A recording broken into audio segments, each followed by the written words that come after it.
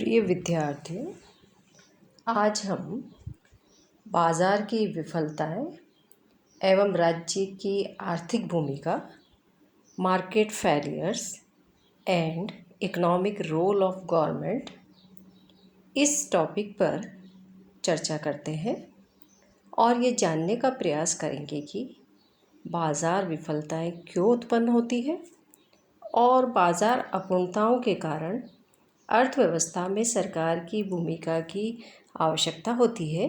इस पर अपना अध्ययन प्रारंभ करते हैं। आदर्श बाजार अर्थव्यवस्था वह है जिसमें सभी वस्तुओं तथा सेवाओं का विनिमय मुद्रा के लिए बाजार कीमत पर होता है। बाजार अर्थव्यवस्था वह है जहाँ किन वस्तुओं और सेवाओं का उत्पादन किया जाएगा, उनका उत्पादन किस प्रकार होगा तथा उनका उत्पादन किनके लिए होगा, अर्थात क्या, कैसे तथा किनके लिए जैसे प्रश्नों का समाधान प्रमुखतः बाजार में पूर्ति तथा मांग के आधार पर होता है।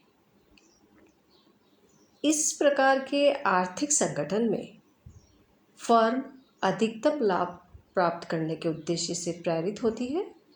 इसी उद्देश्य की पूर्ति के लिए फर्म उत्पादक साधनों की खरीद करती है तथा वस्तुओं और सेवाओं का उत्पादन कर बेचती है। व्यक्ति या परिवार हो सकता है, उत्पादक साधनों की बिक्री कर आय का उपार्जन करता है और इस आय को लेकर वह बाजार जाता है तथा वस्तुओं एवं सेवाओं की मांग को निर्धारित करता है। फर्म द्वारा की गई पूर्ति तथा पारिवारिक मांग बाजार कीमत तथा वस्तुओं की मात्रा को निर्धारित करती है। ऐसी बाजार अर्थव्यवस्था में सरकारी हस्तक्षेप के बिना ही अर्थव्यवस्था में उपलब्ध आर्थिक संसाधनों से सर्वाधिक लाभ मिलता है। किंतु वास्तविक विश्व में कोई भी अर्थव्यवस्था पूर्ण रूप से आदर्श बाजार अर्थव्यवस्था की तरह नहीं होती है, जो पूर्ति तथा मांग अर्थात अदृश्य हाथ द्वारा निर्विघ्न रूप से संचालित हो सके। इस प्रकार की आदर्श अर्थव्यवस्था पूर्ण प्रतियोगिता की स्थिति में ही संभव होती है।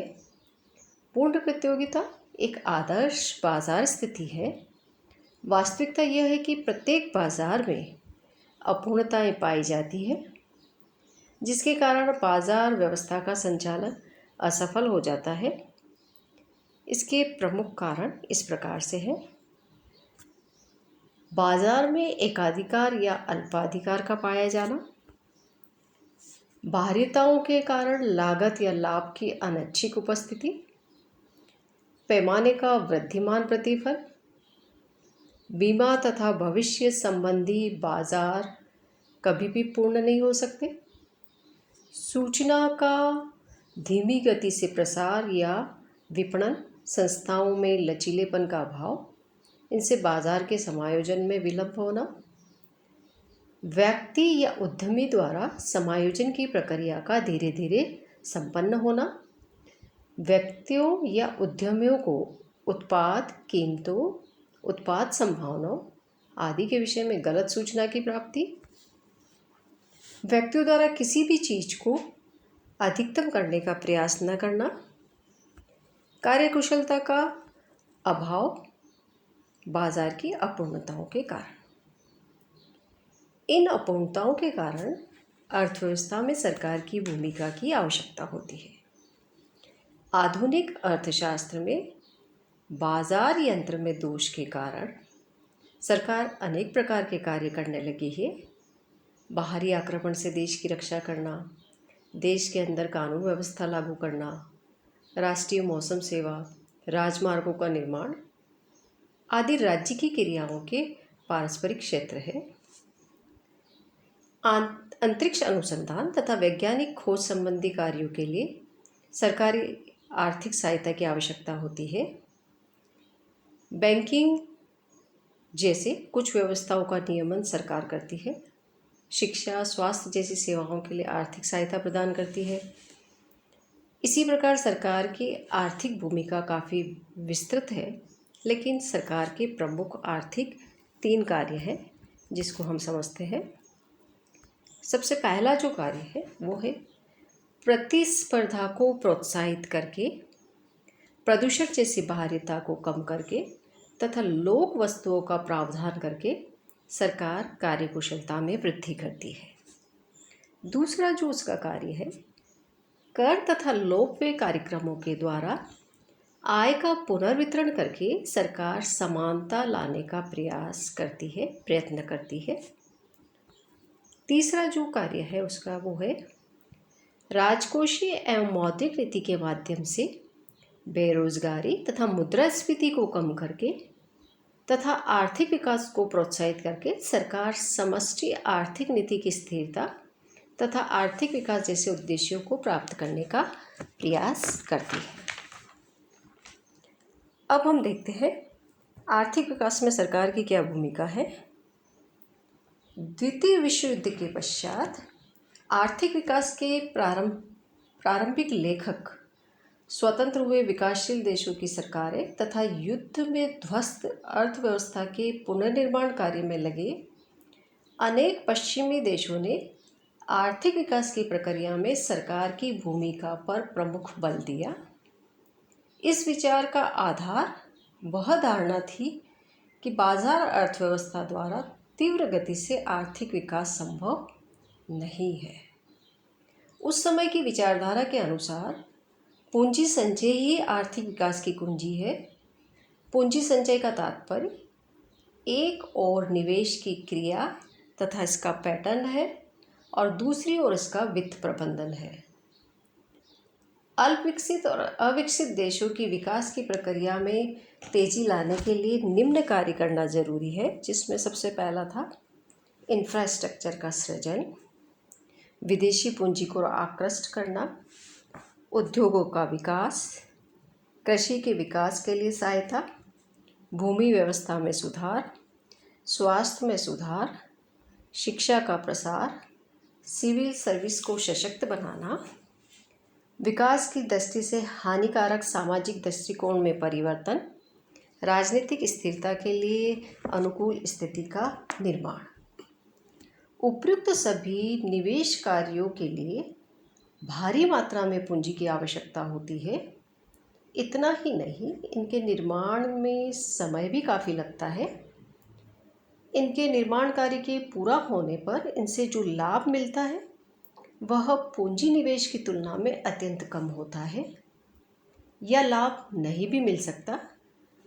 अतः इन्हें करने के लिए निजी क्षेत्र तैयार नहीं होता है। आर्थिक विकास की प्रक्रिया में भौतिक एवं मानवीय पूंजी निर्माण में निवेश की दर में वृद्धि करना जरूरी है। साथ ही यह भी आवश्यक है कि ऐसे निवेश की वित्त व्यवस्था मुख्य रूप से घरेलू बचत डोमेस्टिक सेविंग द्वारा की जाए, किंतु इन देशों में स्वैच्छिक बचत की दर निम्न स्तर पर होती है। अधिकांश लोगों की आय इतनी कम होती है कि जीवन निर्वाह उपभोग की आवश्यकताएं पूरी करने के बाद शायद ही कुछ बच पाता हो। 19वीं सदी में आज के विकसित पश्चिमी देशों ने बचत की दर में वृद्धि के लिए आय एवं संपत्ति के वितरण में असमानता की प्रक्रिया के द्वारा इस समस्या पर समाधान किया। उस समय के पूंजीवादी वर्ग मितव्ययिता की भावना से प्रेरित थे, इसलिए उन्हें राष्ट्रीय आय का एक बड़ा भाग लाभ के रूप में प्राप्त करने की छूट दी गई। इस अंतर्निहित धारणा के आधार पर कि वे इसका बहुत ही कम भाग उपभोग करेंगे और बचत अधिक मात्रा में करेंगे। अविकसित देशों में आय एवं संपत्ति के अत्यधिक असमान वितरण के कारण बचत की दर अधिक होनी चाहिए। लेविस का कहना है कि ऊंची बचत आय दर के लिए सिर्फ असमानता का होना ही पर्याप्त नहीं है। आवश्यकता है एक विशेष प्रकार की असमानता की। ऐसी असमानता में राष्ट्रीय आय में साहसियों के लाभ का हिस्सा अधिक होना चाहिए। भूस्वामी, व्यापारी, उच्च आय प्राप्त करने वाले लोग शायद ही अपनी बचत को उत्पादक निवेश में लगाते हैं। अल्प विकसित देशों के पूंजीपति भी औद्योगिक क्रांति के समय के पश्चिमी देशों के पूंजीपतियों की तरह मितव्ययिता की भावना से प्रेरित नहीं होते हैं। विश्व विकास रिपोर्ट 1988 का कहना है कि विकासशील देशों की केंद्रीय सरकार का चालू राजस्व राष्ट्रीय आय अनुपात 1972 के 0.6% से बढ़कर 1985 में 23% हो गया। इस वृद्धि के बावजूद लोक राजस्व से लोक व्यय अधिक रहा। जी थिम्मियान ने 1960 और 61 से 1972-73 की अवधि में भारत के कर राजस्व तथा बचत के मध्य संबंध का अध्ययन किया और उनका कहना था कि इस अवधि में कर राजस्व में पर्याप्त वृद्धि हुई है। उपयुक्त एवं कई अन्य कारणों से सरकार की भूमिका का 1980 के दशक के मध्य से पुनर्मूल्यांकन किया जाने लगा। आर्थिक विकास के संदर्भ में राज्य की भूमिका में बढ़ोतरी करने के पीछे ऐसी मान्यता काम कर रही थी कि सरकार के उद्देश्य सही है, इसे पूरी सूचना उपलब्ध है तथा यह सक्षम है, किंतु ये सभी मान्यताएं गलत हो सकती है। वस्तुतः सरकार की असफलताओं के अनेक प्रमाण मिलने लगे। सूचना के अभाव, नैतिक पतन तथा वितरण संबंधी परेशानियां से जो समस्याएं उत्पन्न हुई उनका सही अनुमान नहीं लगाया जा सका और 1990 के दशक के प्रारंभ में ही बाजार की असफलताओं के स्थान पर सरकार की असफलताओं पर बल दिया जाने लगा। 1988 में विश्व बैंक द्वारा प्रकाशित विश्व विकास रिपोर्ट में द्वितीय विश्व युद्ध के पश्चात आर्थिक विकास की प्रक्रिया में सरकार की बढ़ती भूमिका को लोकहित दृष्टिकोण नाम दिया गया, पब्लिक इंटरेस्ट व्यू। किंतु विकास की धीमी गति, बचत के पिछड़ेपन, मुद्रास्फीति की ऊंची दर, आंतरिक एवं बाहरी ऋण में तेजी, निर्धनता तथा बेरोजगारी के बने रहने, घरेलू व्यावसायिक वर्ग का विकास, आर्थिक विकास में विदेशी कंपनियों के सहयोग की आवश्यकता, संचार क्रांति जैसी तकनीकी प्रगति आदि के कारण आर्थिक विकास में सरकार की भूमिका को घटा दिया। इस कारण विश्व विकास रिपोर्ट 1988 के शब्दों में निजी हित धारणा का विकास शुरू हुआ, जिसने विकास में सरकार की भूमिका के महत्व को घटा दिया। इस प्रकार राज्य की भूमिका में तो इस असफलता के कारण वृद्धि हुई, लेकिन न तो पूर्ण रूप से केंद्रीय योजनाओं को अपनाया और न ही आर्थिक साधन पूर्ण रूप से राज्य के स्वामित्व में आए। फलस्वरूप एक मिश्रित अर्थव्यवस्था का विकास हुआ, जिसमें महत्वपूर्ण क्षेत्रों पर राज्य का नियंत्रण रहा। इस प्रकार आज हमने ये देखा कि बाजार की विफलताएं होने पर राज्य की आर्थिक भूमिका किस प्रकार से इसमें सहयोग करती है, ये आज हमने समझा। धन्यवाद।